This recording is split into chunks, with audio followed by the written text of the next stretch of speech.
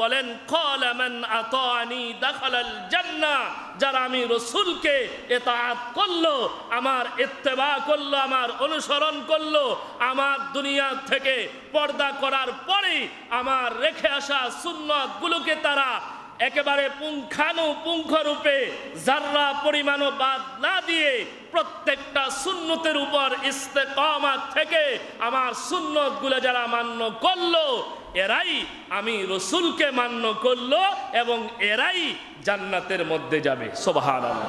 এরপরে রাসূল বলেছেন ওয়ামান আসানি ফাকাদ আবা, আজ যারা আমার ইন্তেকালের পর দুনিয়া থেকে আমার পর্দা নেওয়ার পরে আমার সুন্নতগুলো যারা যথাযথভাবে মান্য করলো না, আমার ইত্তেবা করলো না, আমার সাহাবীদের ইত্তেবা করলো না, তারা আমি রাসূলকে অস্বীকার করলো, তারা আমার সুন্নতকে বাদ দিল।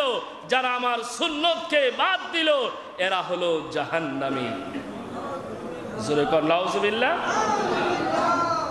আমরা কি জান্নাতি দলে থাকতে চাই না জাহান্নামী দলে থাকতে চাই? জান্নাতি দলে থাকতে হলে নবী সহ থাকতে হবে না নবী বাদ দিয়ে? কথা বলেন, আমাদের নবী লাগবে কিনা? রাসূল বলেছেন কুল্লু উম্মতি ইয়াদখুলুনাল জান্নাহ, সব উম্মত জান্নাতে যাবে ইল্লা মান আবা, তারা ছাড়া। তারা কারা? তারা হলো যারা নবীকে মানে না, নবীর ইত্তেবা করে না, নবীর সালাত সালাম যাদের ভালো লাগে না, নবীর আদর্শ যাদের ভালো লাগে না, নবীর চলন বলন যাদের ভালো লাগে না। আপনি বলেন তো আমাদের রাসূলুল্লাহর এমন কোন ডিপার্টমেন্ট আছে, এমন কোন ডিভিশন আছে, এমন কোন বিভাগ আছে, এমন কোন দপ্তর আছে যেই দপ্তরের মধ্যে আমার রাসূলুল্লাহর ছোঁয়া নাই? আছে নাকি এমন কিছু? এমন কোনো কিছু আপনি কোথাও তালাশ করে পাবেন না যেই জায়গার মধ্যে আমার নবীর ছোঁয়া। আমার রাসূল কি রাষ্ট্র চালায় নাই? কি কথা বলেন? রাষ্ট্র চালায় নাই? রাষ্ট্রের কাঠামো কি হবে এগুলা কি আমার রাসূল বলে দেন নাই? মদিনার সনদ আজও আছে না বিলুপ্ত হয়ে গেছে? আজও মদিনার সনদ আছে।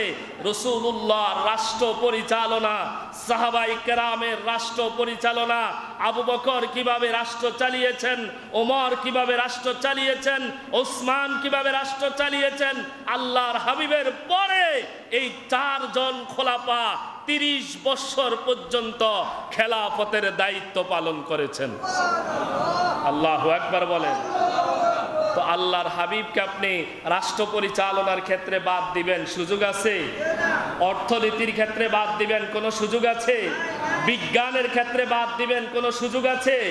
বিজ্ঞান আজও পর্যন্ত যেখানে যেতে পারে নাই, বিজ্ঞান কিয়ামত পর্যন্ত চেষ্টা করেও সেখানে যেতে পারবে না, ওই জায়গার মধ্যে আমার নবী চলে গেছে।